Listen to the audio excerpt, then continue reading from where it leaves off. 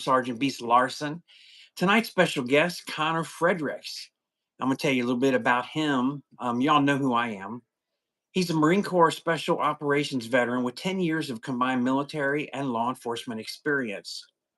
In the military, he completed 2 deployments, one as a member of a Marine Special Operations team, where he served on the Joint Task Force with the 75th Ranger Regiment in Afghanistan. As a police officer, he received the Medal of Valor in 2022 for rescuing approximately 100 people from a structure fire in an apartment complex. I'm going to have a question about that here shortly, too, to get off topic of our original topic. Additionally, he was trained in criminal interdiction, proactive patrol tactics, and advanced interview interrogation. His experience in small unit tactics, leadership, and intelligence gathering. So, welcome everybody. Thanks for joining. And he came on a few minutes ago. We've been talking, and I've been to the Reed interview interrogation class. Sorry, my words are a little. I'm excited to talk to him. I've done a lot of interviews. I've wrote a book about serial killers, so I've interviewed people, and he's already for his young age. He's very much impressed me with his body language of reading stuff and reading me. And I was just asking the questions and get ready to introduce him. But we're talking tonight. Painting for PTSD. Timothy Kaiser, great. Glad to have you on here. Have you seen Tim's name before? I don't think You I said have. you were on a podcast with Mike Cantrell. Tim's been on with us with lately. He's from Georgia, down Georgia, Valdosta State Prison, which one of my friends, he went to be unit commander. Tim Allen was stabbed down there. But he knows. Tim knows a close friend of ours, and I'm going to talk about him after this. We talk through our point tonight. My friend was stabbed, and Tim knows him. Go. Good evening. So we got some people getting on. We've been advertising this. Yeah. Painting for PTSD. And I explained a little bit to Connor the goals, a little bit about me, what it took for me to realize I had PTSD. It took me this one. My wife, who's over here painting up a storm right now, got the canvas going. She's the creative of the pair here. But as a teen, she has helped me to get through a lot of bad things in police and corrections. So I told Connor, this is a way of putting down a weapon and picking up, doing something creative. And we're here together to talk about some different things. So thanks, Connor, for being here tonight. I did not prepare you for this question. This is the hardest question. Do I look like anybody familiar in your life? Yeah, kind of look pretty similar to my dad when he grows his beard out. Yeah. I sent him a picture last week of me with no hair. So in honor of you and your father, I shaved my head today. But I said, it's funny. We could be brothers, and he's only maybe 2 years older than me. Yeah. So he got a kick out of that. So if your dad sees this or he doesn't, tell him. I'm sure he this will. Is for him. We did have a couple of police correction officers. We're at the end of January now that have committed suicide this month. That's very tragic. We've watched the news tonight for about an hour, and it's really bugging me. And a part of my PTSD, one of the things that triggers is seeing people die needlessly and the suffering. And this plane crash, these little kids, these skaters, 10, 11, 12 years old. Now I've got grandkids, oldest will be 7, got 3 children that are adults, and it's just tough. And I've seen tragedy happen to young people at that age and down to infants. So it's kind of bothering me a little bit right now. If you see me kind of anything, that's why. Yeah. Sometimes I just got to stop, take a deep breath, and I look at her a lot. She's been my inspiration. Next month will be our 30th anniversary. Congratulations. So thank you. For all those that don't know, 30 years. We've got great stories, but let me ask you a question. So you talked a little bit. You started off out of high school into the Marine Corps. Can you start your background with that? Yeah. I'll even give you the cliff notes on the prior portion of that. So, obviously, grew up the son of a career correctional professional. He spent 22 years with the Federal Bureau of Prisons. I've lived north. I went to high school, and ultimately, I decided to join the Marine Corps. I had a pretty good bit of athletic skill. I didn't really have the academics to match that, so I had to make a decision on whether or not I was going to go to college or join the military. And my mom made me sit down with every branch, and full well knowing that I was going to choose the Marines, and that's what I chose. Um, so yeah, I joined at 17. I had to have parental consent because I couldn't sign the papers myself. And I shipped off, and I signed under the original contract as an intelligence specialist. Got sent to my first unit, spent my first 2.5 years there, and I completed a 9-month deployment with that unit. And then when I got back, I was fortunate enough to have the opportunity to go to Marine Special Operations Command, where I was assessed and selected to be placed at the team level there. And then we did a year-long workup for our deployment to Afghanistan, and then we deployed, came home, and then probably 2 months later, I got out of the Marine Corps, and I had kind of an idea of what I wanted to do, and I had applied to a couple different avenues for that. I really wanted to stay like in the intelligence field because I really enjoy what I did in the military. I just couldn't stay in the military any longer, and it didn't work out.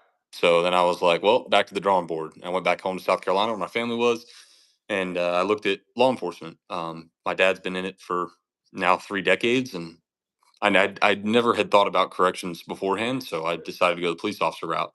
Thought it was more up my alley and kind of the run and gun, fun type of stuff that I like to do. I spent 4 years as a patrol officer, all 4 years on night shift, which again I really enjoyed. My wife didn't enjoy it once we got together and everything like that. My sleep schedule was all crazy, but my a family member of mine got diagnosed with cancer and got really sick. And while I was a police officer, and being on that night shift schedule didn't really allow me the flexibility and the time to be there and be present because during the day I'm asleep. Yeah, I'm asleep until like 2 o'clock in the afternoon. Then I'm waking up, having a meal, and spending a couple hours before my shift. So my father basically showed me these jobs with the corrections department that I might be interested in, and it was a CERT commander position. I don't really know much about it. Again, never really saw myself doing corrections, and it had nothing to do with my father. I just didn't know that I was really built for it, so to speak. I didn't. I had a lot of fear and there's a lot of unknowns about corrections that people really don't know. And it's not that it's like a shielded profession. I just don't know that it's talked about as much, which Mhm. is why I'm glad that I'm here. And we can have this conversation and kind of spread the good word about it. But I started a maximum security prison. Before I even started, I went and toured it with my dad, just to kind of see what it's like and see if I could really do it. And then I got in there and I started like looking around. I'm like, wait a minute, these are like the same dudes that I'm dealing with right now, and I'm taking them to the county jail every night. They're just all in here. Um, so it really put me at ease. And once I learned a little bit more about the job and what the CERT teams actually do and their function with inside the institutions, I was like, yeah, this is it for me. So took the job. I started at a maximum security prison just outside of Charleston in South Carolina, and I spent about 6 months or so there. And then I got a call and was asked if I could go assist with another institution that was having quite a few problems like standing up their CERT team. They couldn't really fully staff it, and they were having issues within the prison too, with whether it was violence or corruption or you name it. And so I took the offer to go there. It was about a 2-hour drive from my house, so I commuted 2 hours to work and 2 hours home from work every day. So every 8-hour shift ended up being a 12-hour shift, regardless, with the road.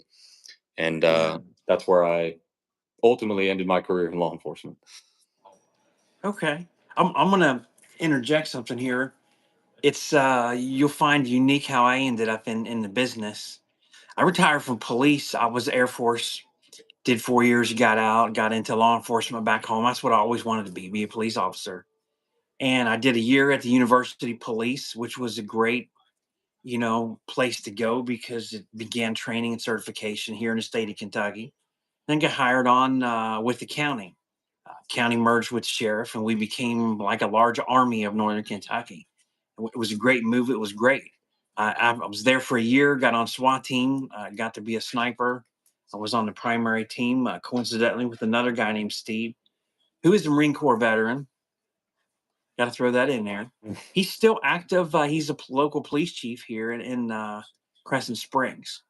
So I have a lot of Marine friends. She just got to meet one of my friends from high school that went to the Marines, helicopter pilot, and he worked out at the Cincinnati airport. And about 4 years ago, was in some kind of helicopter crash, all Oh kinds of wow. neck and back surgery. But she Yeah. got to meet him, and just she's met people that I've known, from different military and law enforcement, and just interesting for her to know.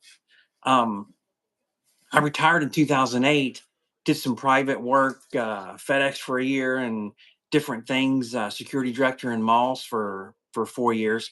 We moved down to Georgia because my oldest wanted to go to college, and we were in North Georgia, right by Chattanooga. We're just driving to U-Haul. My dad's down there to help, and us, and we see these inmates on the side of the road picking up trash. Yeah. Got the striped old britches on, and it was summertime, and she's like, I was laughing before because she had the paint bottle and it dripped and it spilled on her shirt and on the floor. And that's what we were looking at. Like, you get that on the couch? No, I did not. She did not. So what we're driving around and she's like, you should get a job there. And I never thought about corrections at all. And in the 90s, and I'm just telling people, I'm always honest with people. And everybody that subscribes and watches me, they know, I worked in corrections 4 years, but the police and corrections, there's always that question: is it the same? Is it different? It is different. It is the same. It's just a lot of this and it's a lot of that, and it's like apples and oranges in a lot of times. It's really hard to explain. You just prefer people to work both and find out. Yeah. But I never thought about it. But I was looking for a job and I thought, hey, I'll just go apply. And so I applied, and a couple of days later, I get a call come in for an interview, and I go in and interview with the guy that was. Now I'd done strongman and powerlifting as a part of, like you, working nights and second shift. I enjoyed the scuffle in the backyard at 2 a.m. Yeah. Well, I just like to fight, period, all the time. I just like to fight. Yes, he does. And it's kind of what got me in all this predicament here of spine surgery and other things that's getting checked out. But they called and he didn't ask me any questions. I had a 30-minute interview and we talked about powerlifting. He was back in the 90s and 2000s a part of this big powerlifting team out of Atlanta, Georgia. Now he's a warden now. He's still active in Georgia Corrections, Mr. Black. But he interviewed me and he asked me about working out for 30 minutes. And then he said, well, I guess you're comfortable with talking to people and interviewing them and doing searches and handcuffs. You're retired police, you know all that. So you're good to go. We'll hire you.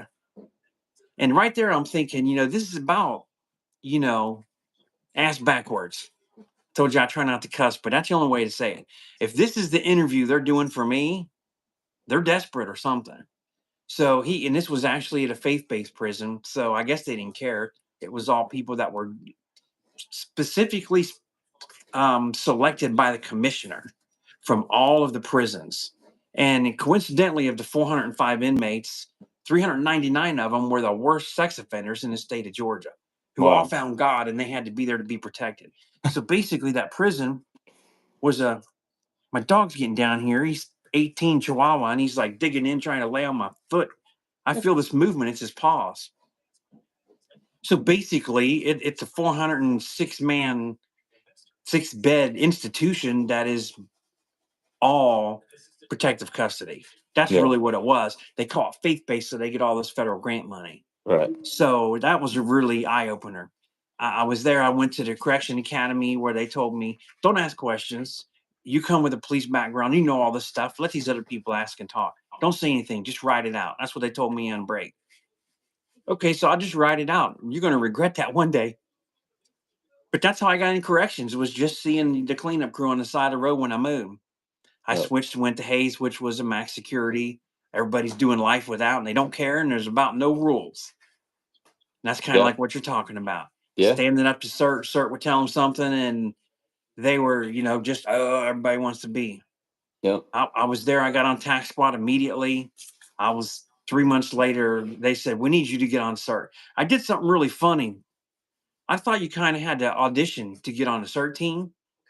because you know how they come around and they ask you. And I had a big use of force on my very first day. It kind of shocked them. And then when I explained things legally to them that they had no clue about, they're like, "Oh, okay, that's fine." I had another one a couple days later. You know how that goes. They tend to not know stuff that they should know. Yep. So there was going to be tryouts, and our tryouts were, I don't know if you went through anything like this. 2 minutes of push-ups, 2 minutes of sit-ups, your mile and a half run, 2 mile run, whatever it is for the day. And then we come in for an interview. Did you do something like that? No, and the process is it's completely different. You know, I'm of the mindset, and maybe it's ignorant to think that way, but I'm of the mindset that people on the CERT team should have some sort of background, right? Whether it be, you're an MMA fighter, or you practice, some sort of martial art, or you've got a military background and you're strong in tactics, or you're really strong with less lethal weapons and you're proficient, and you've demonstrated that, or you have some sort of intelligence gathering background and you work well with gang intelligence and things like that. And I think it was probably prior to me starting, they had some of these prerequisites in place. Like I know that you had to have a certain number of years in law enforcement or in the military. Well, they couldn't get the numbers to fill all the teams. And unfortunately, that resulted in them lowering the standard. And so then you get guys that, maybe don't have any of those backgrounds that end up on these teams. Hmm. Um, so no, it really was completely opposite than that. And then there was no standardized, at least when I started, there was no standardized training plan or training format for them. I didn't have to go through any course, nothing. I hired on. They're like, "You're a lieutenant and you're on cert. Here you go." Um, Later down the line, I think they developed a training pipeline that was similar to another special team that they have, but it wasn't, you know, I guess it depends on the agency and it depends on the institution that you work in. But CERT is designed for a very specific function, but a lot of non-specific functions too. It's kind of like being a Swiss Army knife inside the Yeah. institution. You got to be, a jack of all trades, master of none. You got to be a master of a couple, but Yeah. um, you Yeah. You know, got to master inspection in the morning with the warden. You got to yeah, master cell extractions. You got to yeah, master intake. yeah. You got to master, security procedures too. Checking locks, checking fences, checking Yeah. rooftops. And shakedowns on the yard, even doing like officer presence or force presence when inmates are moving on the yard and things like that. Um, so you really got to do a lot, but the training was more like they're teaching you how to like march and stuff like that. It's like I'm not really going to use that. I'll be honest with you, Yeah. because when I'm responding to an emergency situation, I'm not marching. I'm just going in with my Yeah. team, and we're gonna quell the situation or quell the disturbances as best as we can. So, it's a lot of it relates to like funding and things like that, and being able to get guys out to specialized training. But I think that there's definitely work to be done there. You know what I mean, in terms of how we Yeah. train and we employ certain things. We had that go in Georgia, and the same thing. The standards fell, and then you get way out in Georgia where there's no military base. We were close to Chattanooga, so there's the Tennessee National Guard. There's a lot of Georgia National Guard, the military reserve units up there being populated. So we were able to get some people. When I got on, in the interview, they asked some questions. Well, how do you feel about using force? This is the point I was going to tell you. I felt like I was supposed to audition, like I had to prove myself. Yeah. Well, to get on a police SWAT team, you got to demonstrate. Hey, that's your. I mean, I was in the Air Force. We had nuclear weapons, so we had a SWAT team. I beat Hmm. out a bunch of guys by the PT part of it. So I'm like push ups, sit ups, this run. And then this interview, I got to prove things. Well, I kind of got involved in about 5 use of forces the week before my interview. So in the interview, the lieutenant's like, we don't use first names. Okay, okay, CO Larson,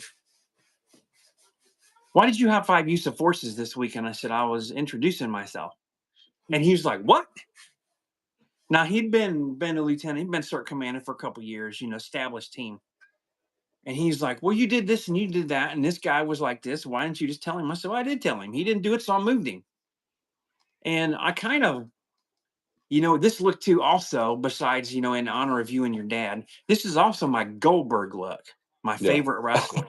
So I did tend to do a little bit of Goldberging, a little bit of Steve Austin down there, dealing with the inmates. I had a lot of fights. Yeah. My fighting continued.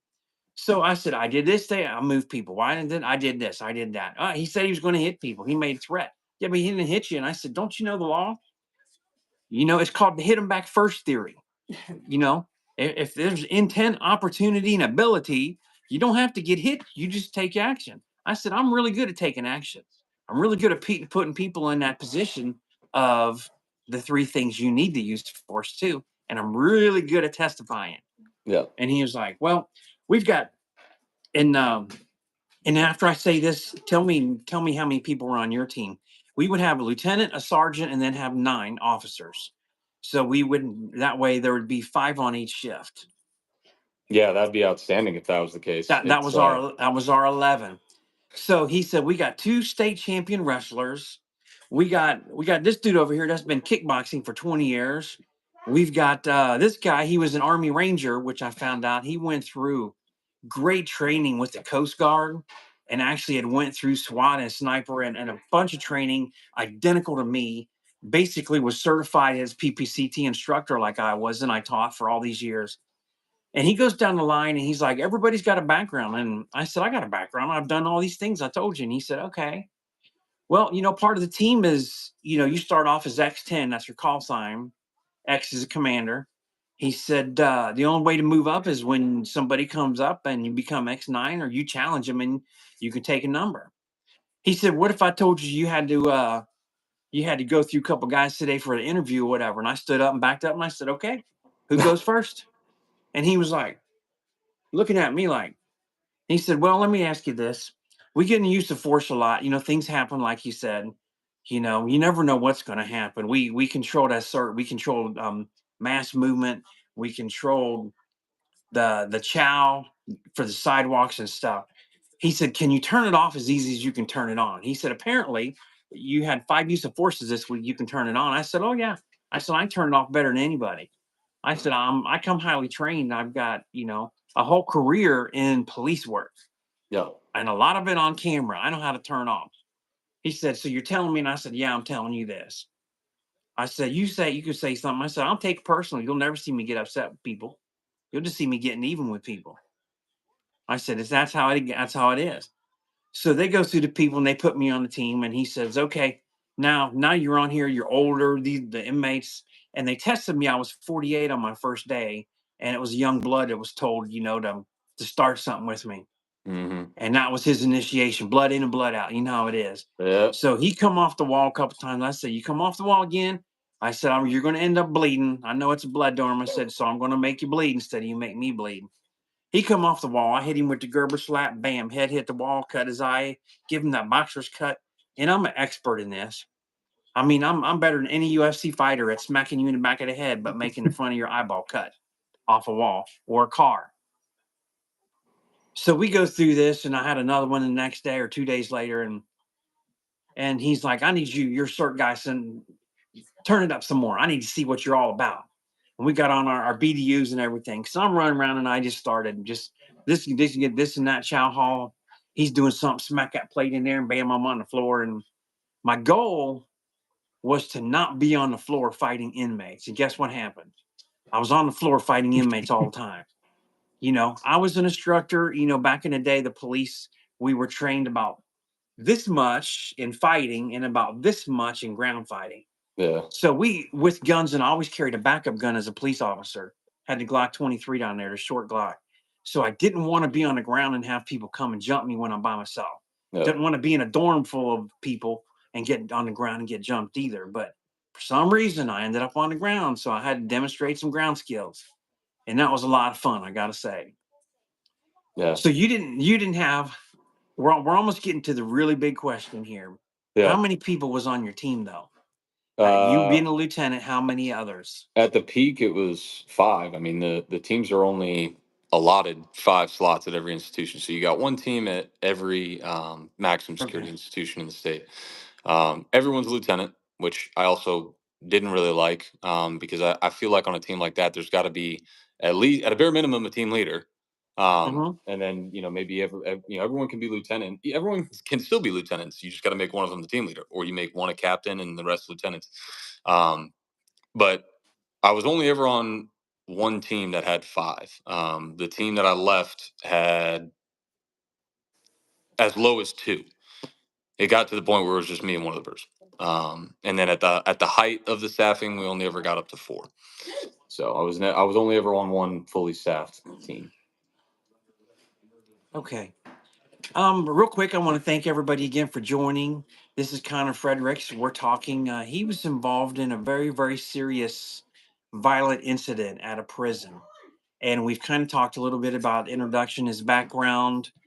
We talked about his time in the military and as a police officer, and how he got to corrections and how he got to be a CERT commander. I'm gonna put my hat on for these other questions.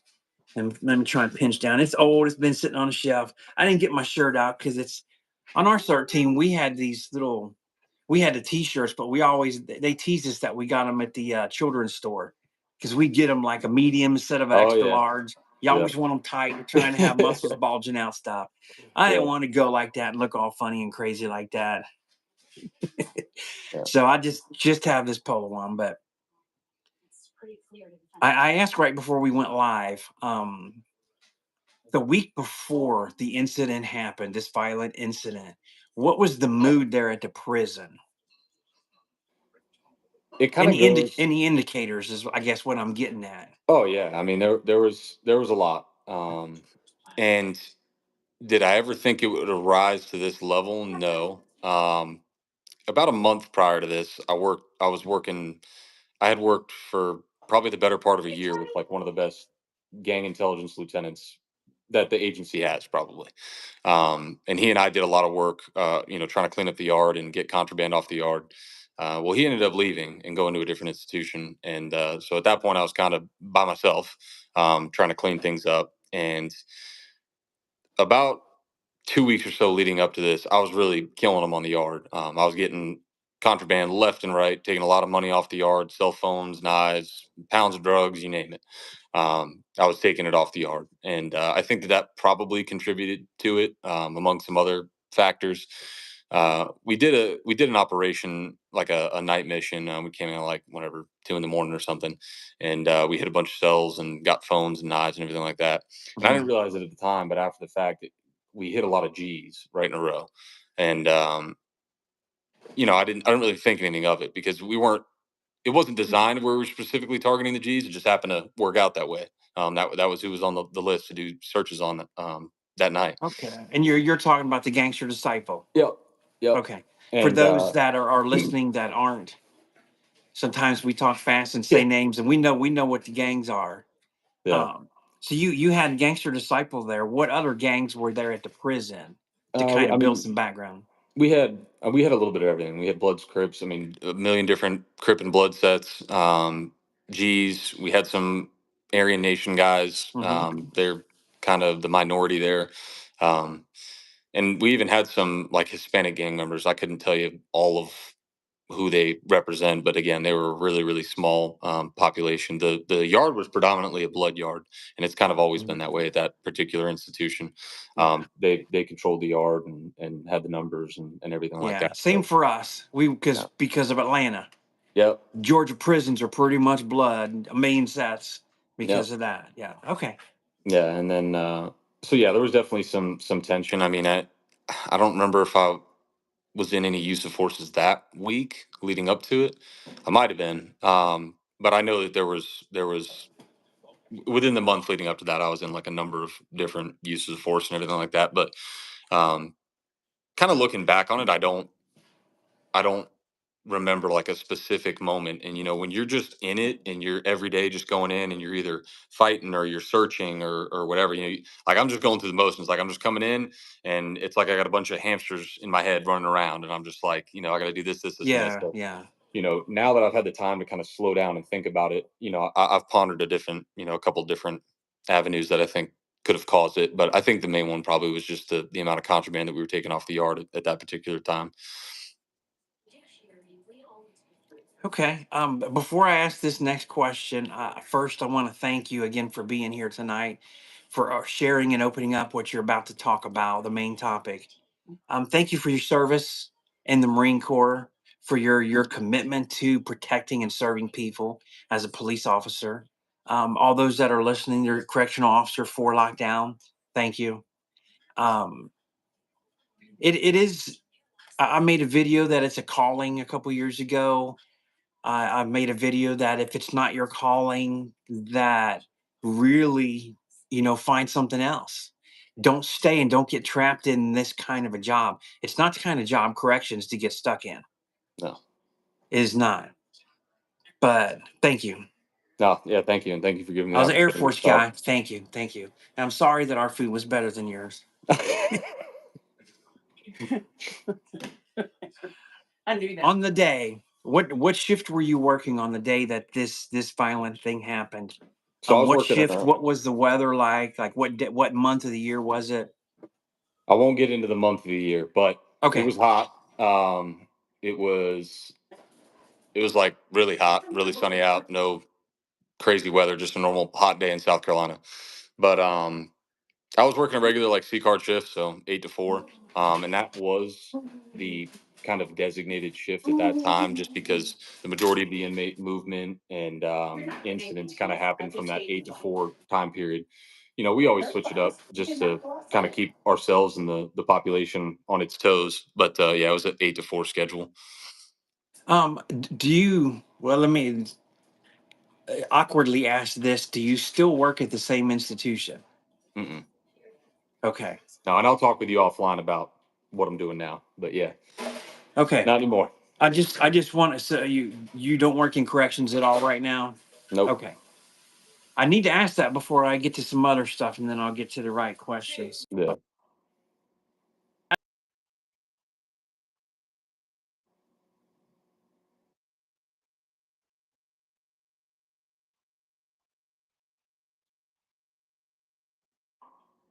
Um, Man, I think 5 minutes prior, I was probably just like reviewing some paperwork in the office. Wasn't doing anything crazy. Yep. Yeah, I got a call. I got a call for assistance from another officer in one of our housing units. So the institution that I was at is broken up. It's kind of broken up weird. So there's about 1,100 inmates, population wise, and half the yard was medium custody, and the other half was maximum custody. On the medium custody yard, there were two to a cell. So it was about 240 inmates to a unit, and then you've got like 120 inmates on either side of that unit. And so I got called to that side, the medium custody side, and it wasn't. From what I gathered, it wasn't really a situation that appeared to be very emergent. Um, I was always of the mindset that if I was in a position to help another officer, I would just go help no matter what it was, whether it was an emergency or not. So in this particular case, I just decided to go down and help. Um, just to add a little bit of context, I was the only one from my team that went down to the unit to help. The rest of my team was kind of being tasked out elsewhere around the institution due to some staffing shortages and some other issues. So I was the only one that went down there to help this officer. So um, I went down. Inmate was being non-compliant. He wanted to come out for rec for the day and didn't want to go behind his door, and the officer wanted him to go behind his door. So we went. We had a little bit of back and forth about okay, man, you got to go in your cell and everything like that. And then he said that he would allow me to step in and close the door, but he didn't want the officer to do it. And at the time, I didn't really think anything of it. Normally you could think that that's like a pre-assaultive indicator that they want you to do something, but not the other officer and everything like that. So, and that's obviously training that I've had, nothing that I'm not used to. But in a correctional setting, it's also not uncommon for an inmate to want to deal with one officer versus the other, especially if the other officer's Mhm. been pissing them off and not agreeing with them for the past 20 minutes. They want a fresh set of eyes in the situation. So, anyhow, I stepped in to shut the door, and then he tried to physically force me out of the cell. Then I used force, and then we were on the top tier of this unit, and he came out of the cell, immediately punched me in the face, and then he and I were in like a little fist fight there for a second. At that point, it was almost like an out of body experience. Like I was watching myself fight and kind of like see I could see what was going on around me. Like looking back on it now, and I saw another inmate basically trying to ambush me from the side. He was about to swing his tablet over my head. Like I could see him lifting his tablet up over his head, like he was going to crack me over the head with it. So I retreated, got away from that, and then at that point, I had to like back up against the wall because of where I was at on the top tier. A little bit more context: there's probably 20 or 30 inmates out on the rock at this time. Um, and I'm trying to balance getting into this use of force versus not trying to escalate it to a point where other inmates jump in. It was too late for that, and I was backed up against the wall. The initial inmate that I had gotten into the encounter with, he was just striking me in the face over and over again. I was told after the fact that he pulled out a lock and a sock and was beating me across the face with it, while the other inmate that I had initially gotten away from also piled on. And then I could see out of my periphery from the left hand side that there was another inmate coming up the stairs. And he had come up the stairs, closed the distance with me because I was still backed up fighting these other two inmates. And he immediately stabbed me in my left flank, kind of near my abdomen on the side. And I felt it. I knew I was stabbed from the second that I was stabbed. And Did you have a vest on? Do you guys wear vests? I did. He was able to get up underneath it to that portion of my body, and then he stabbed me two more times over the head. And I don't remember what I didn't. I never lost consciousness during this for some like by the grace of God. I have Mhm. no idea how, but I knew that I was stabbed, and kind of like you were saying earlier, I was like, I'm not going to hit the ground. I don't want to hit the ground. No matter what happens, I don't want to hit the ground in this because I'm Mhm. outnumbered, and this is not gonna go well. And so I managed to get out of the unit under my own power. Again, I don't remember exactly what I did. And the yard officer that was working the yard at the time tried to like escort me towards the medical center. And I ended up collapsing because I didn't realize at the time, but I had a punctured lung. So I was like struggling to breathe and everything like that. So, and I could feel all the blood and everything like that. And there was a lot of cross contamination with the OC spray that was utilized. So I couldn't see anything. Mhm. I was hanging on to this officer and was hoping that I was going to get to medical. And eventually they got me on the gurney and got me to the medical center where they ultimately stabilized me. But the the some additional like backstory here is about a month prior to this, I got married. So I'd only been married a month leading up to this. And then 2 weeks prior to my wedding, I found out that my wife was pregnant. So, you know, that was like the only thing that was going through my mind in that particular situation. I was like, up against the wall. I'm covered in blood. I can feel like my body getting warm, and I'm like, I don't care what I got to do. I got to get out of here, no matter what it is. Like I was like, I'm getting out of Yeah. here. And so they stabilized me in the medical center, and then once I got on the ambulance, I still couldn't see because I had so much OC in my face. I tried to get them to wash it off in medical, but it just was to no avail. And I remember just holding my phone up to the EMT, and I was like, "Hey, bro, here's my passcode. Call my wife for me." So he called her, put her on speaker, and I'm like, I can't see, so I'm just like hoping that the phone's near my mouth. And I called her and told her what happened, and she had a 2-hour drive to the hospital from that point while she's pregnant. Um, so my dad ended up being the first one that was there. He kind of showed up at the hospital after I'd gone through CT and all the trauma in processing and everything like that. And then she ended up showing not too long after that. And I had a couple of different directors and regional directors and stuff come in throughout the night. And then I had the director of the whole agency showed up at almost like 10 o'clock that night, which was a nice surprise, and definitely appreciated him being there. And we had a good Yeah. conversation about everything, but it was a good like morale booster for sure. Okay. Somebody asked a question. Were you able to? Did your radio have a panic button? Did you have operational panic buttons? Yeah, we had them on there. It was just in the moment there was only you know there was a time where I was still holding my OC in my hand, and I'm like trying, once you get that Yeah. adrenaline dump and everything like that, and your small motor functions start Yeah. disappearing, all I was thinking about was survive. At that point, I couldn't even Fighting. Yeah. You're past the couldn't even radio part. right. And ultimately ended up being the other officer that was there was able to get to the radio as I was kind of like getting out of the unit. And then when I had collapsed on the yard, that's when the cavalry came, and I couldn't see anyone, but I could hear the voices, and I'm like, okay, I know who that is. I know who's responding to go down there. Um, but yeah, I mean, it was a good bit before anybody was able to get to me. But I mean, that was just the nature of the incident, and I think since, like, I've definitely been my own little Monday morning quarterback. I'm definitely my biggest critic, and I think there's some things that I could have done better. I think obviously going down to assist by myself in retrospect is probably not the best idea. But given the circumstances and where my team was positioned throughout the institution, I don't really have but a choice. And at the time, you don't know if you're being set up, you don't know what it is, but you're just there to help, and I just wanted to Yeah. help. You're just there to help. Yeah. Yeah. It is tough. And it's tough to, and like I said, I've talked to other officers that have been in incidents. My buddy and George Officer McGill, they just sentenced the guy that stabbed him to 13 years. He was one of the few that were not lifers, so 13 more years. But he's going to talk to me. He's going to get a copy of the video. But he said he would talk to me on camera because the litigation is over now. Yeah.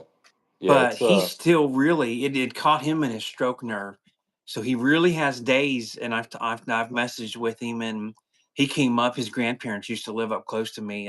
They've passed now. I got to see him, took a picture of him. He looks good. He's doing well, but from the look of his face, he's doing well. Well, I showed you my wife. You'd never guess she's got a nerve disease that's really bad, and she's in extreme pain all the time. Just smiles, and another reason why this podcast is so important. Her PTSD comes from different sources, comes from things in life. It wasn't a violent attack in a way, in situations like you and I, but she has yeah. definite triggers from an ex, definite triggers from doctors and lawyers that have misrepresented and mishandled legal cases for her on her behalf. Mhm. She's been through a medical malpractice. And that's another question I'm going to get to, is the medical part of this with you. But I think I was lucky. I was fortunate. I hate to use the word lucky. I got to train a lot as police, and we merged the county and the sheriff, so we had about, including the old timers that worked in a courthouse, about 150-man sheriff department. That's big. And Yeah. the sheriff said, every time that range door is open, I want you there teaching defensive tactics. Any class you can get that's cheap or close, or something that's not a big inconvenience, I want you to go to anything, a structure you can find. And I did. I'd find stuff. Okay, Steve, I'm gonna send you. Yep. So I was fortunate. But we worked 4 10-hour shifts, and out of every month I spent a minimum of 2 full shifts in training with other officers.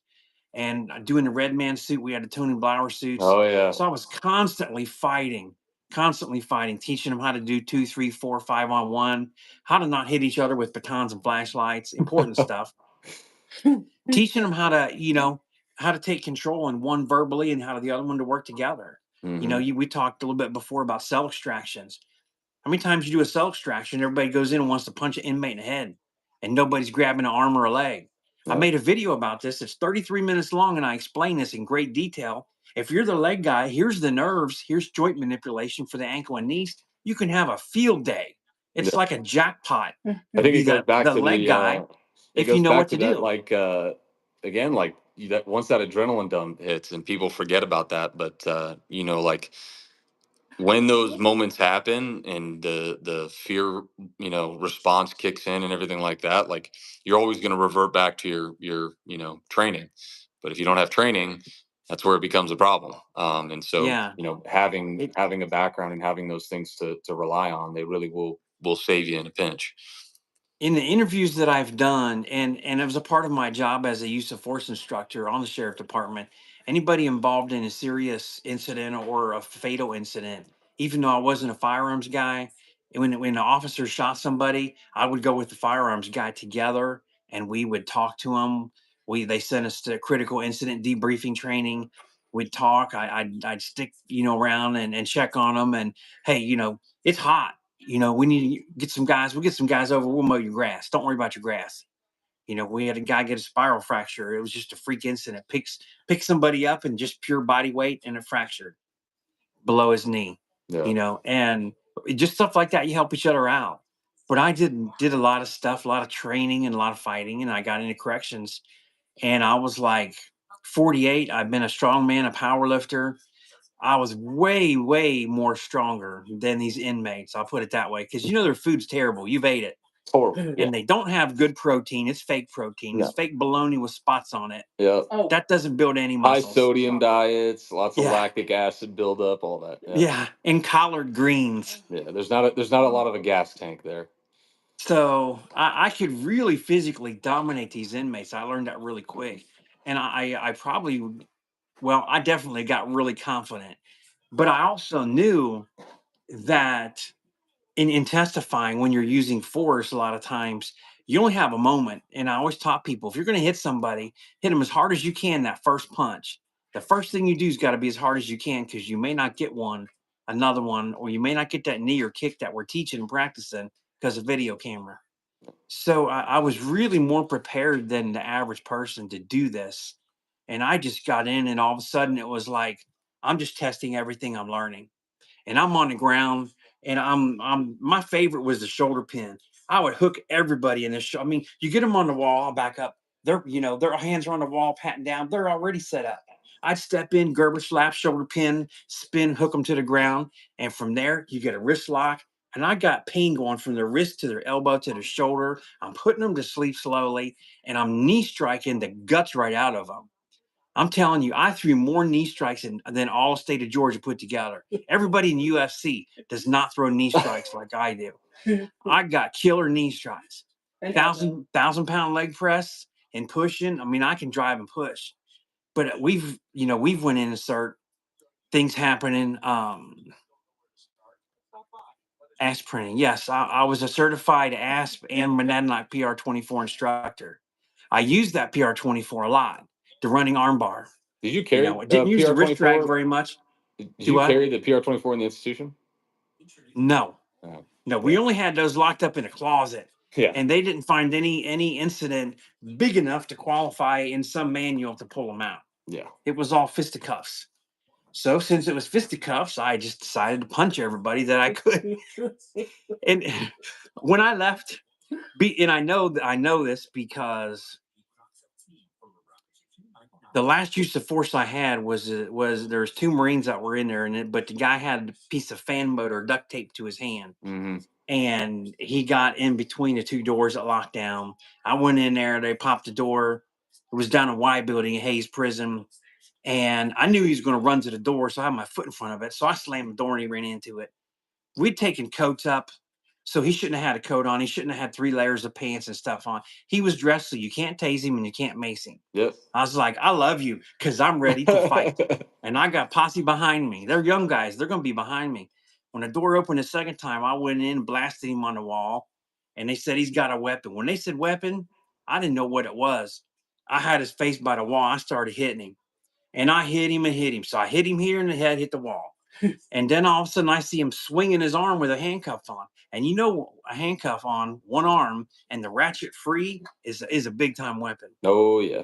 So now he's got two weapons. So I continued. I grabbed his wrist, did an armbar takedown, and now he's laying on the ground.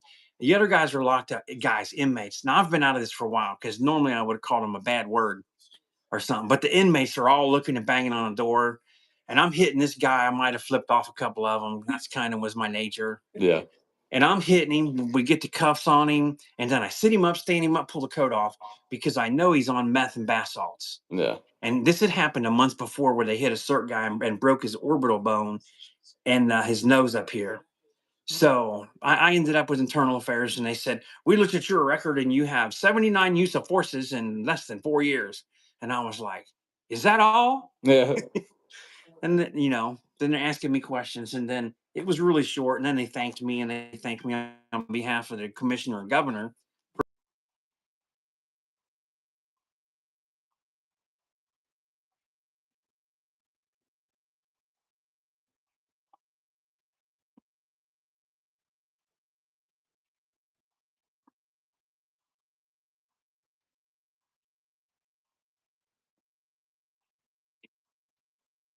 Yeah.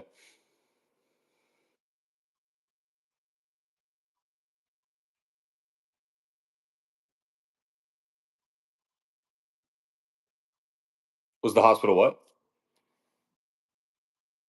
Uh, yeah, I mean, it was funny. It was funny in retrospect, looking back on it now. They had cut my shirt off in medical. They cut my whole uniform off of me.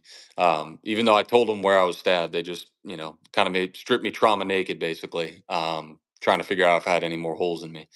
And so I got to the hospital, whatever, but I'm shirtless. I'm covered in tattoos, and so they get me down in the bed, and one of the nurses was looking at me, and I think she asked why I wasn't in handcuffs, and one of the other nurses was like, "Oh no, he's an officer. That's an officer."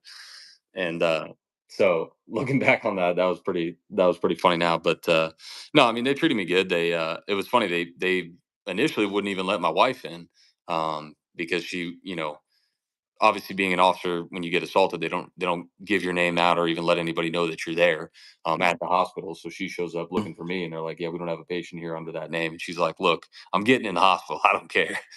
And so, but treatment wise, now everything was good. I'm thankful for whatever they did because I'm still here. So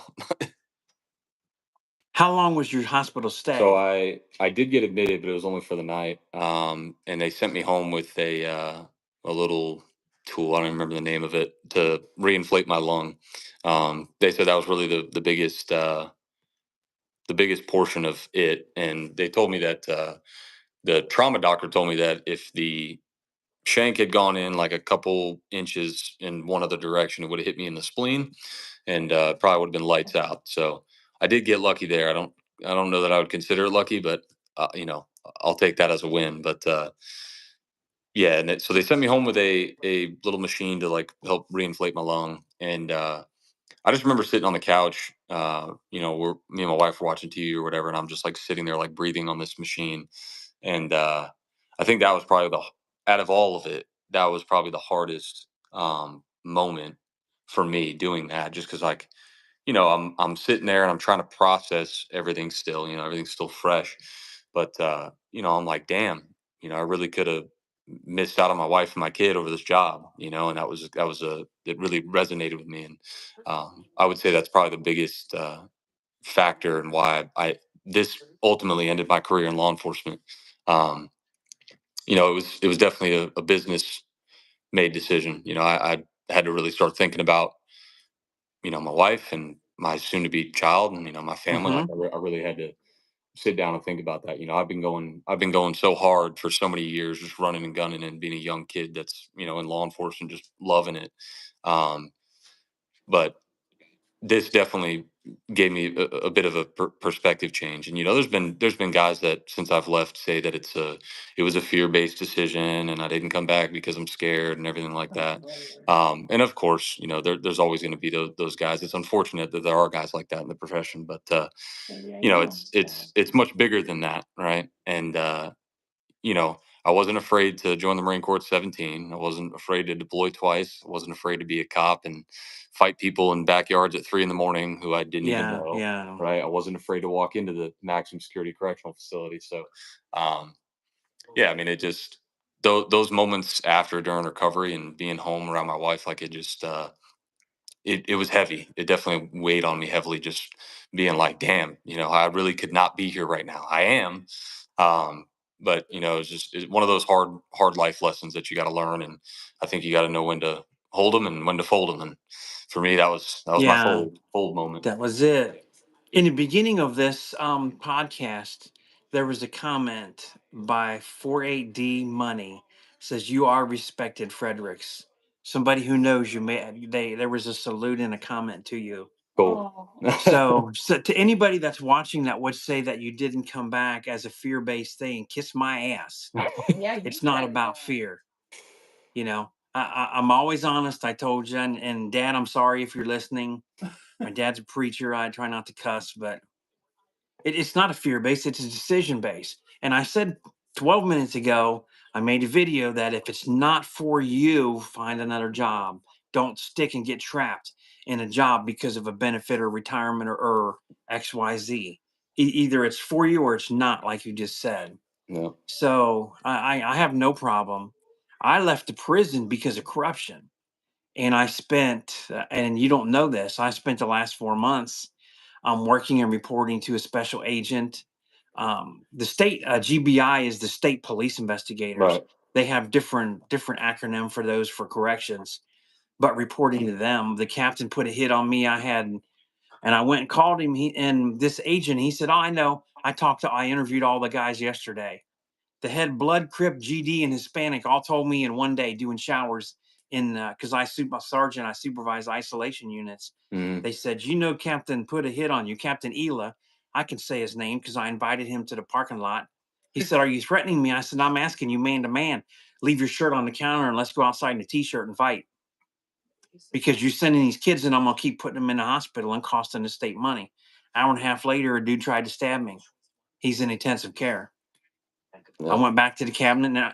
I went to the warden, knocked on the door, and I said, "Hey, that guy in intensive care is because of Ela, because we had a conversation and he ran his mouth to me, and then he sent this kid to try and stab me.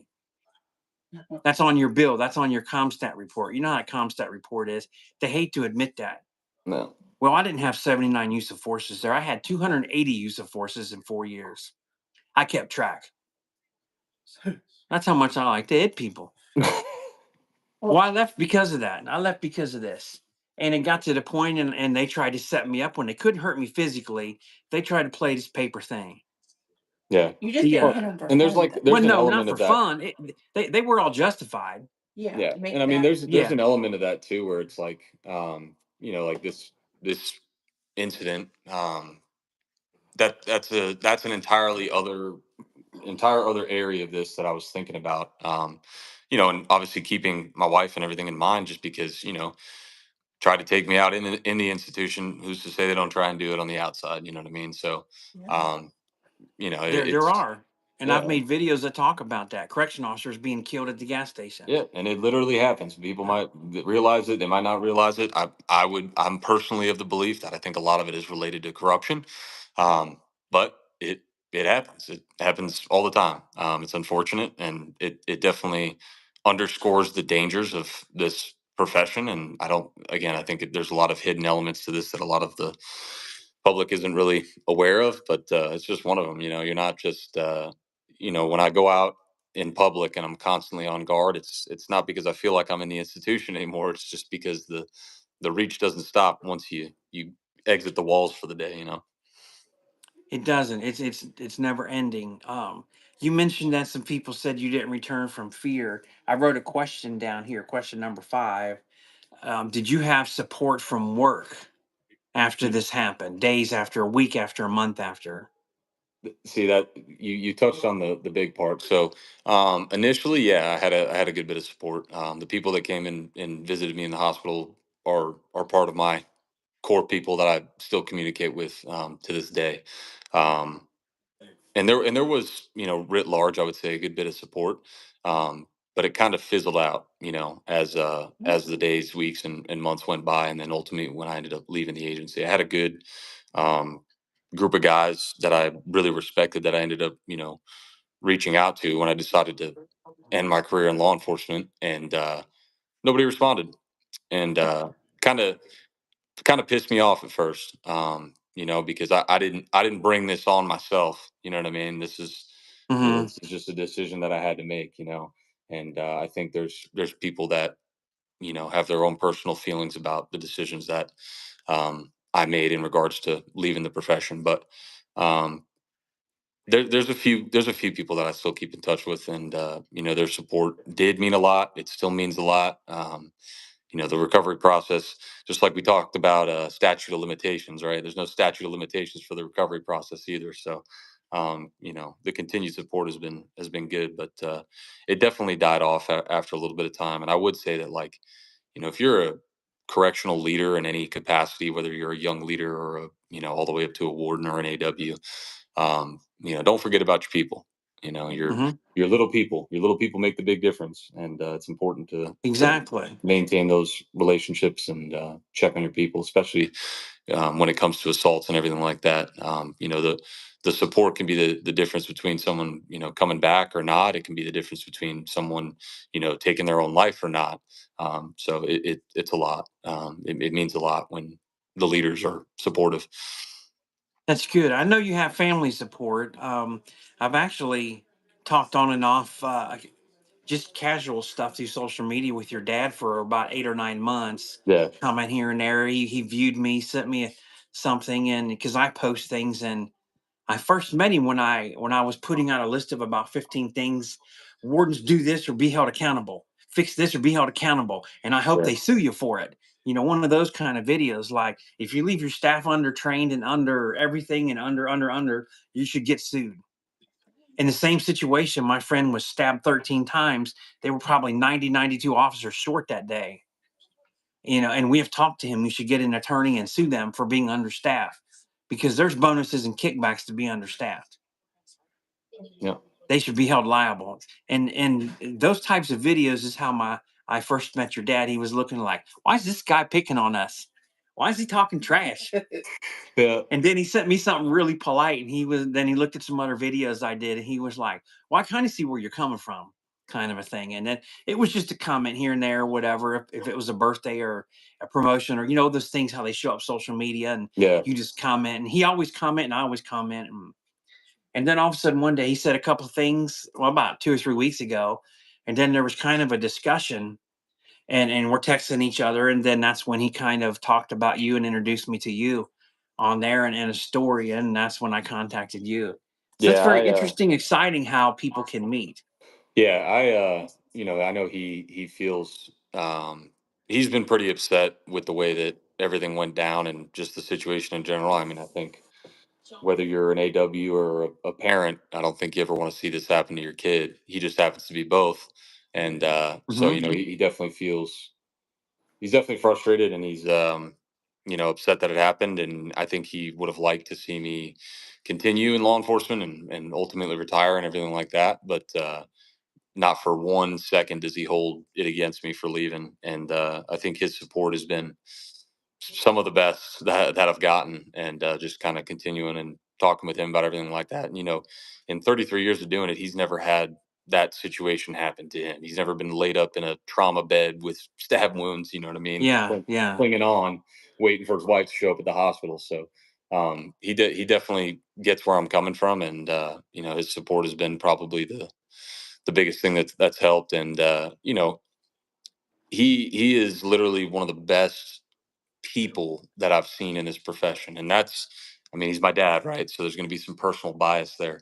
But I truly believe that. I mean, he is, as far as like a leader and like an AW, and a person in a position of power that looks out and cares for their people. There's not many. There's no AWs like him that I've encountered in my time in yeah, corrections. Really, there's no law enforcement leaders that I've encountered like him. We're talking about a yeah, guy that has driven an hour and a half to 2 hours every day his entire career to work, and he's the first one there. He's the first one to greet everyone as they walk into the institution in the yeah. morning, and he attends every shift briefing. So it's you can't get much more out of a law enforcement leader than that. Jason asked a question here. What was your warden's overall take on your assault? I haven't talked to him. So I I'll guess he leave. doesn't have a take. I'll leave it at that. I haven't talked to him. Okay. I'm Yeah. sorry about that. Um, Make me happy. I went through state training, and I told you also I went to the Reed interview interrogation back in the 90s, this private company, and they had psychiatrists there and everything. They built this interview interrogation school, and then charged a bunch of money for law enforcement to go to. All of a sudden, you get this 2 3 day seminar and certificate, beginning and advanced, and they charge a.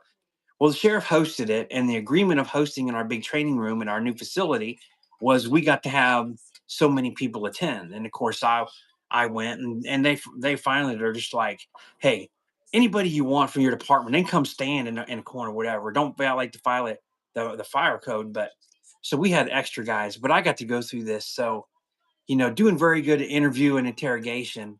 Up until I asked you the question about on the day of the incident and you started talking, you had direct eye contact with me up to that point. And then now you're back to eye contact with me. So in between, like for the last 15, 18 minutes or so, your eyes are all like this. So as an interrogator, interviewer, you know what that means. Something's bothering you. Yeah, it's So just then here's the next easy question, the easiest question to ask you. You know, you've got family support, you know, you've got the wife, you know, the baby, everything there, that's great. You know, I have here, that's great.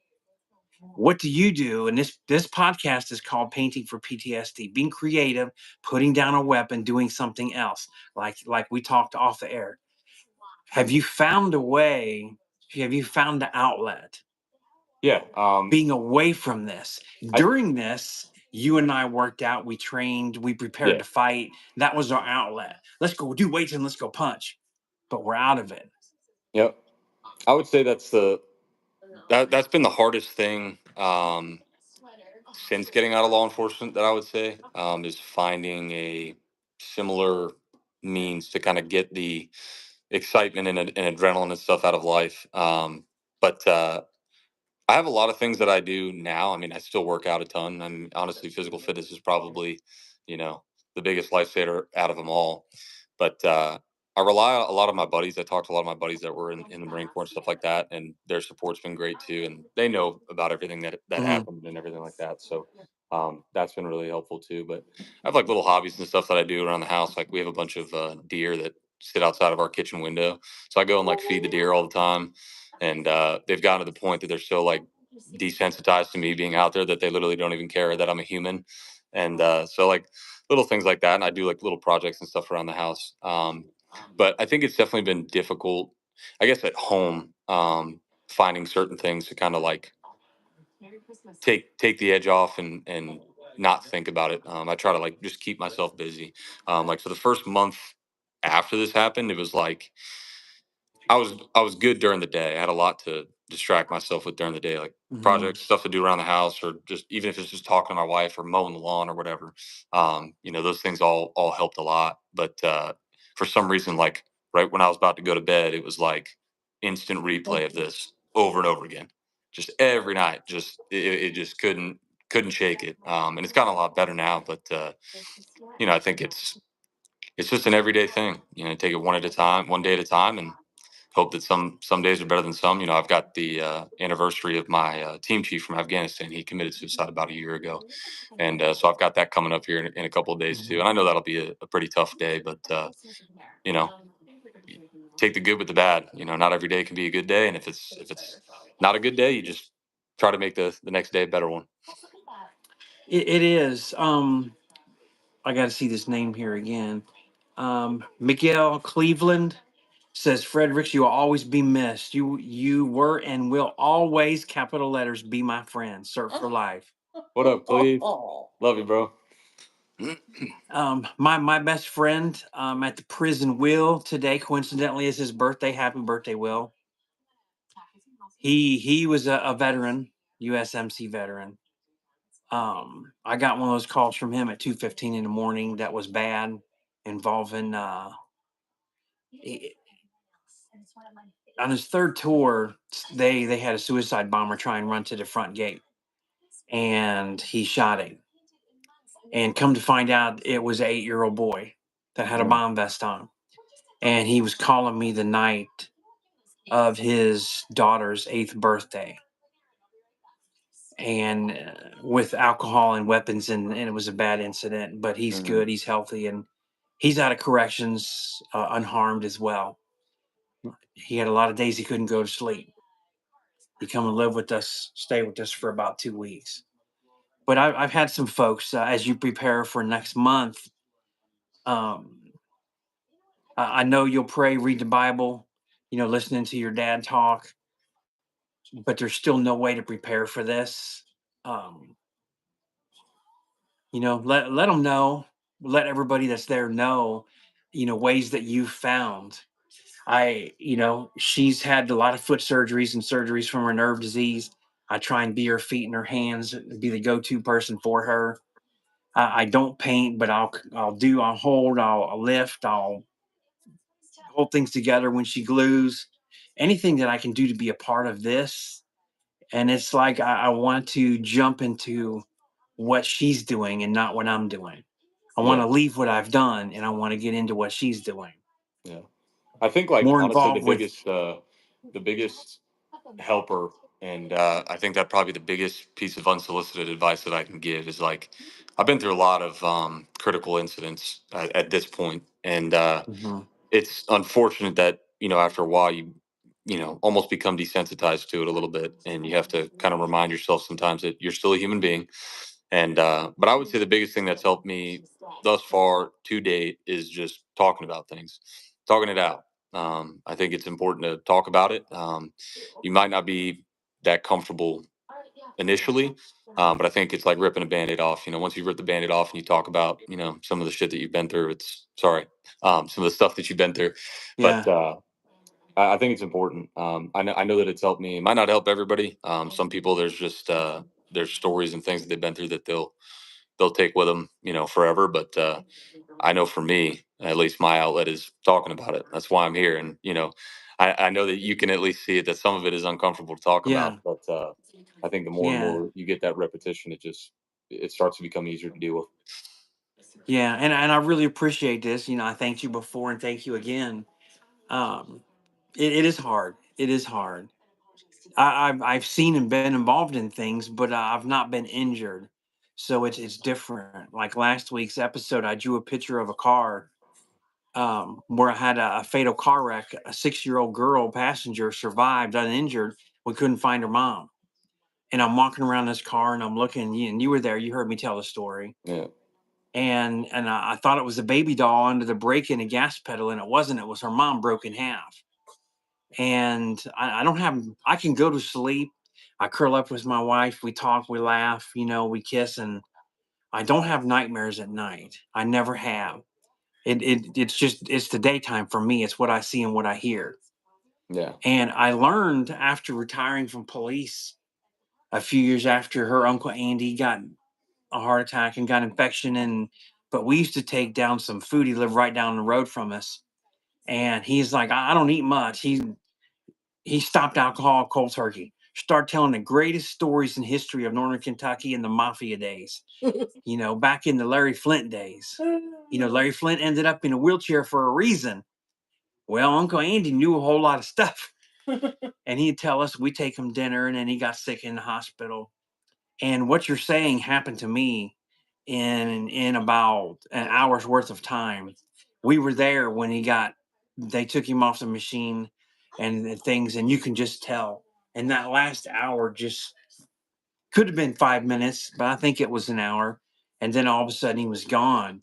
And 20 years of my career of not having emotion because I processed death like a crime scene, I got Right. a checklist. But Yeah. all of a sudden, 20 years of emotion came out and I'm just bawling and just like this has not been me. And it dawned on me what happened is I've not been a human being, I've been a robot. I became RoboCop, like that stupid movie, that B movie. Yeah. I became like that and I lost my sense of being a human. And I thought about that because it was from 2008 to 15. And then I got into prison in 2015. And then I was back to this other, but I never forgot that I was a human, Hmm. and that they were human beings too, Yeah. as long as they weren't trying to hit me or anything like that. Yeah. If they kept their hands and their body fluids to themselves Yeah. and acted right, then they were a human being. But in police work, it was, and it just, you just really got after years that it's police and it's everybody. It's us and it's them, Hmm. you know, kind of like movie stars. You're a A-lister or you're not.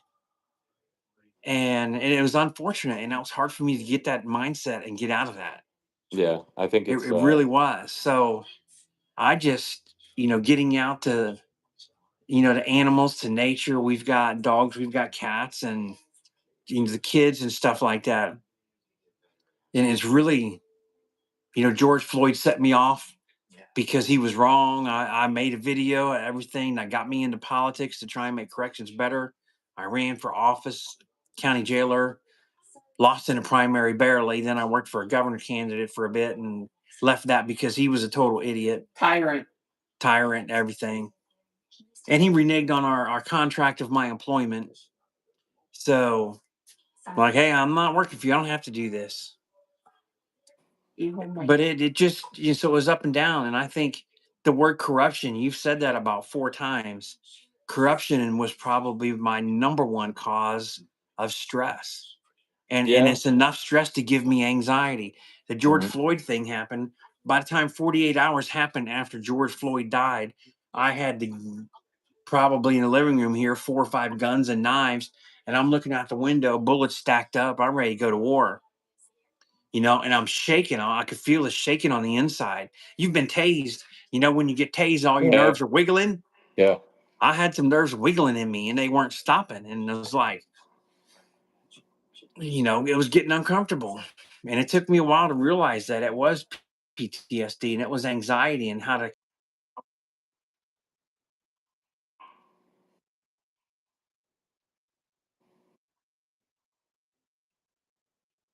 Yeah. Yep. No, definitely not.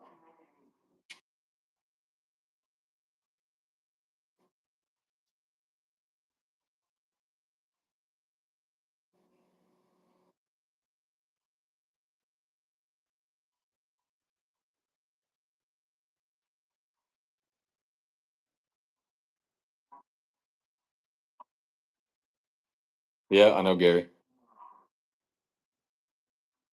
Yeah.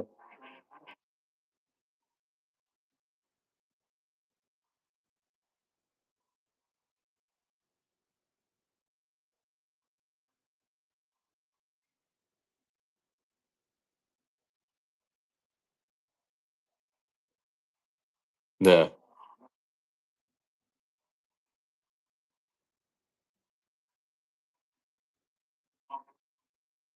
Right. Yeah.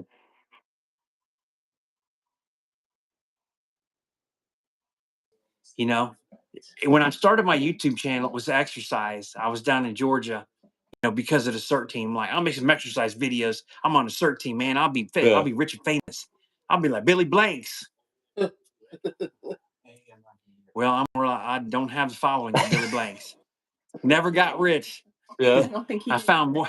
Oh, Billy did. He made big money for a while. But and then I got into corrections, and they're like, "Oh, you need to have girls in your video." I'm like, "No, I don't want girls in my video. This is instructional. It's supposed to be important." Yeah. I mean, I think I spoke to my dad about it not too long ago, but it's like there's no, and of all the conversations that I've had, and like I look back to my preconceived notions about corrections and then what I know now and having been through what I've been through, like there is no way to pretty up corrections.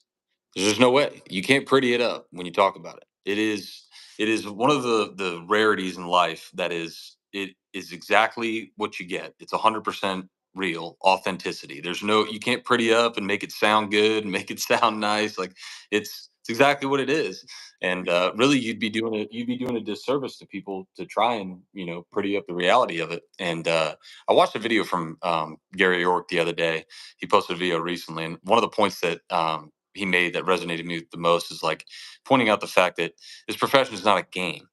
This isn't some game like correction, right? You don't just you know get into it and not think that this is life or death. If you do that, you've already lost. Like this is really that. It's life or death. It's the most I can say confidently. It's one of the most, if not the most serious professions that I've ever been in, and it should be taken seriously.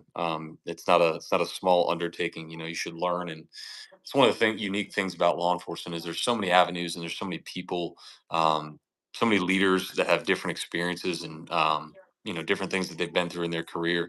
And if you're young and getting into this profession, you'd be wise to listen and try and soak up as much information like a sponge as you possibly can, because I think everyone's experiences, will kind of help you as an Mhm. officer and throughout your career. You know what I mean? You can really kind of write your own ticket. But there was even things like I learned, like to never just walk into a housing unit. There's no such thing as walking into a housing unit. When you walk in, you need to be aware of your surrounding, everything that's going on, every little minute articulate detail that you can possibly be aware of. You need to try and scan and be aware of those things because you just never know. My case, being a perfect example of that. You never know when it's going to go left, and when it's left, you gotta be able to know how to dance. Yeah, I learned it and how to. And this is a really funny story. And this word will be important here in the near future to everybody. I just can't tell them why yet. I'll tell you when we get done. But the word hammer time. Oh, I used to go into a dorm and yell, "It's hammer time."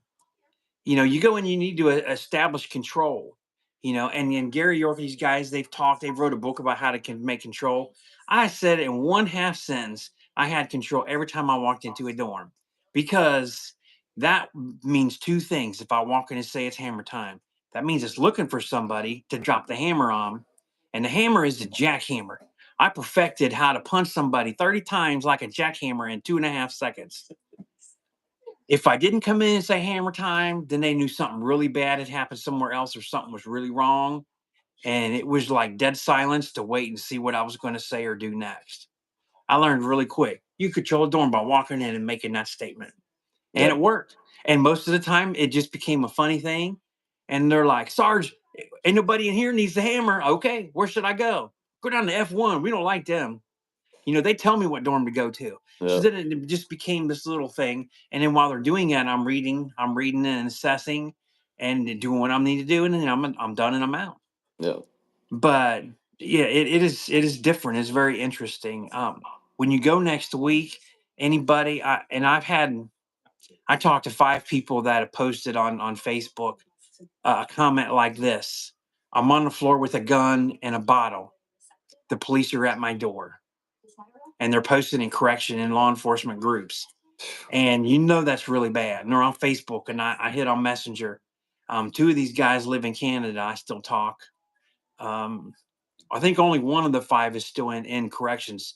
He's got just a couple years left to take a retirement, so he's going through the system, navigating himself carefully. Right. But in encounters like that, I've not been there, but I've been there as the other person in the room with the person in the bottle. Hmm. I wasn't the shadow. I've been there. But as you go next month and you're doing that, tell them that there's resources out there. Blue Hero Project is a nonprofit. They're out of Seattle, I believe, or Oregon, up there somewhere, Washington, Oregon area. Yeah. I communicate with them. They post my podcast. They're excited about this. I did a couple years ago. I did 2021. I made a video and I did 227 jumping jacks, and that was one for each officer that committed suicide the year before. And Well, they contacted me. That's how I first found out about them. And then I had a young man contacted me about your age, and he thanked me for the video. And he said, "My father looked like you with no hair and a goatee. He was a SWAT guy. He was all this same." He said, "My dad's resume is just like yours." And out of the blue in New York City, out of the blue, or not New York City, he was in Illinois, suburb of Chicago. He said he's one of those that committed suicide. oh. Thank you for remembering and honoring us. And he messaged me for a little bit, and then I lost contact. He didn't answer. yeah.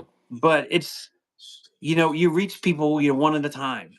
Yeah, We and know I this. think, So yeah, I think like even getting out of the service, they talk about 22 a day with veterans, and all of the things as it relates to veteran suicide. And I think like um, when my team chief had passed away last year, like me and my buddies and all the guys on the team, like we kind of just looked at each other and were like, wow, like we really need to do a better job of keeping in contact with each other. I mean, that was like a big moment for me. Just we do, and then Yeah, I but mean, we can check. be in contact.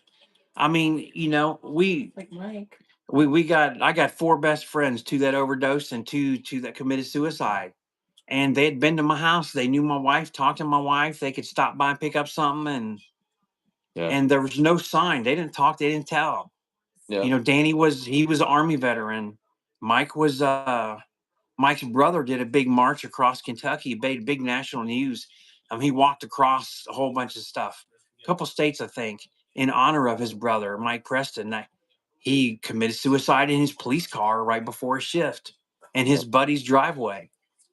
And me and Mike and Danny were the Three Stooges. We were the ones. We were the squad. They would call us and detect us. Hey, we got a bad dude. We got a sex offender here. Whatever. We need brought in for interview. They called us. We went and got them. Yeah. We was the three that collected everybody here in the county. All lifted weights. We all like to fight. We all all headbutting people, knee striking people, throwing elbows, watching MMA. Now Yeah. this goes back. I have the first. I had the first, UFC on VHS. I remember when UFC 1, 2, 3, 4, and 5 came out. I remember seeing the first Gracie fight in the UFC Yeah. with the gi on. I'm 57, but it's you just don't know when we look, and that's why I made that comment. Talking that you looked at me the whole time until I asked the question about that day. So even though we're trained and we both know what that means, I don't know what that means by you looking away. I just know that there's been things that have bothered you. Yeah. Just like watching, we watched this Special Force Celebrity World Toughest Challenge. Love it. Yeah. We Yeah. love it, and I've been doing a recap of it. And that Elena Blanchard, the pro surfer, she keeps saying, "I just for my kids," and looking down like. And then she said in the episode last week, "I think there's some PTSD in there." I'm like, "Hello, there's a lot of PTSD in there. You're not Yeah. doing anything for yourself, and you won't look anybody in the eye. How Mhm. are you a pro surfer and a model, and you can't look anybody in the eye?" Yeah. But you can't help everybody. But there's outlets. Yeah. I'm in some veteran groups. I post in there. I post a link to this every week.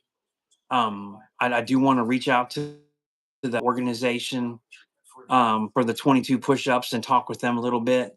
I am getting. I'll say this. I'll go ahead and say this. The word hammer time is going to be important. I'm merchandising a couple things where you can have a hat and a shirt that's Sergeant Beast Larson with a specific logo. And on the hat, it says hashtag hammer time. For those of those that know and know what that word means. So Yeah. I'm just connecting. Hopefully next week, the company will get it. It'll be an online store. We'll get it set up, but it'll also have hats and shirts available, t-shirt, long sleeve hoodies with the painting for PTSD logo. And I'm really want to push, and I've got some places I can't say yet Yeah. on social media, but places and people that I'm going to send to make this get bigger. Yeah. I've had people tell me they've been human trafficked, they've been kidnapped. Had a guy tell me he was in home and watched his parents get murdered in New York City in a home invasion. And the comments that he made to me and what he told me, I could tell he's just sitting there bawling while he's texting this to me. Yeah. And I'm trying to make a comfortable place. And when people are telling me that, I know that they feel comfortable to talk. Yeah. Definitely. They see this, oh, hey, who's this guy? And they go look and see my videos and all this. They see I've got 480, 90 videos and a bunch of things, and they're like, hey, he works out, he does this, oh, he likes deer, and he got pictures of his dogs. Just the average kind of person, just talking a lot. Talking a lot. Yes, she's over here shaking her head, talking a lot. He But does like to talk, you guys. but I feel this is, my dad is a preacher, my mom was a teacher, and now you know why I talk. It's in my genes. And Yeah. I just feel like it's not. I wasn't meant to be a preacher. I didn't have to be that. I'm a preacher's kid, but it doesn't mean I have to preach. Right. But it means that I have to use my God given talents to try and help somebody else instead of sitting on the couch. I went through spine surgery. They're doing some tests. They're testing me now to see.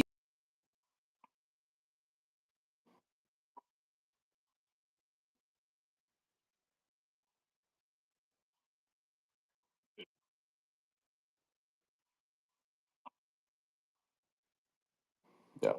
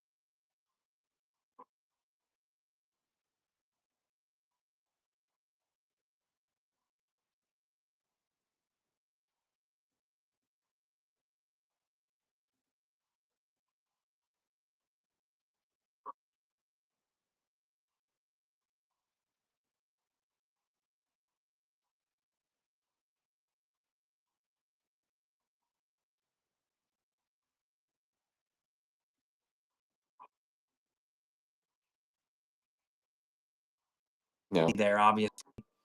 And his first place is open. And he openly talks about his depression and the bipolar and that in his family and his struggles with a rock star. Hey, I got alcohol and drug addictions. Yes, I did. I got a lot of money and I put it up my nose like everybody else.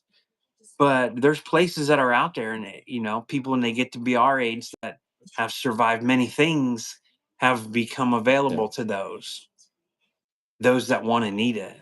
So they're there. We're here. You're 100%. there. I know people will come to you. You're going to have correction people go through stuff, and you're the first person that comes to their mind. I better call Connor. He's been through this. He knows Yep. this. It's probably happening. It's going to happen again. And hopefully they're okay. Hopefully it's not bad news. Yeah. Hopefully it's Definitely. a simple thing, man. And I get a guy that's now he's a DT instructor, but things happen, and he would message me about every use of force he had, and I was like, man, you haven't had one in 3 months. I couldn't go hardly 3 hours, Yeah. let alone 3 days. But no, it's just good. It's good to have that, to build that, and he can do that. Now he's going through these instructor schools, and he's excited. But I really appreciate your time. We giving me an hour and a half. I'm going to close the podcast out for people. If you stay on for just a minute Yeah. afterwards. Again, thanks everybody for joining Painting for PTSD. It really is, and talking is number one, but you can't talk if you don't go back to my very beginning of this series. You have to admit and acknowledge that you have it. Acknowledge it to yourself and then say it out loud. For me to look at my wife 18 months ago and say, I have PTSD with tears rolling down my face, that took a lot to get me to that point. Yep. But I did, you know. Wife was right all along. I listened to her and I knew it. I just couldn't say it. And that was the hardest question. She always asked me, you miss police, don't you? She watches these shows and people getting tased and live PD with We love it. with Sticks, Sergeant Sticks, Sean Sticks from Tulsa. And I'm sitting here and I'm like, tase him, tase him. And I'm like leaning forward on the couch and I'm going to get a snack. And then here comes the chocolate. My feet are, yeah. Are you sleeping? Yeah, I fall asleep. That's a part of this. Something's going on in here and in my fluid. And all of a sudden I'm just,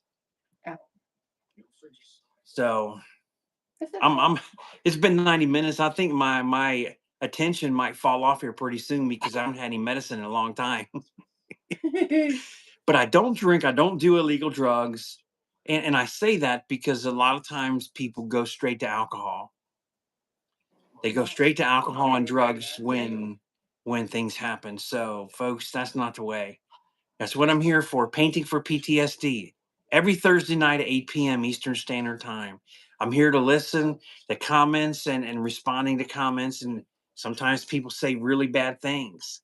And I'll close with this. There's a big trial out in California, a female officer that was, of course, in prison, when they shove you in somewhere, you're held hostage because you can't leave. You're locked in a room.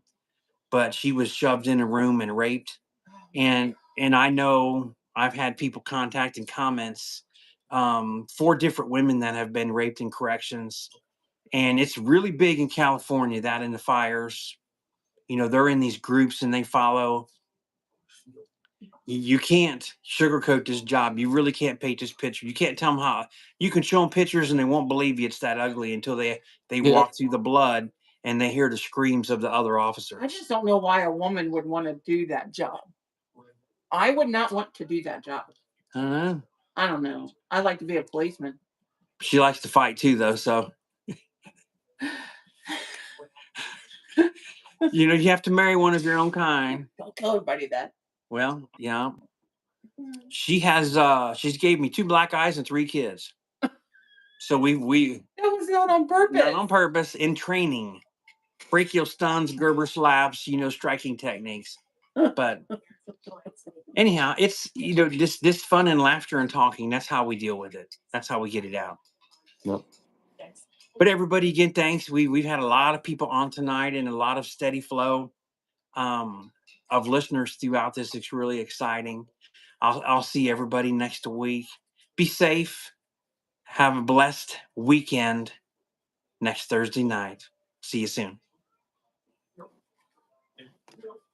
Roman.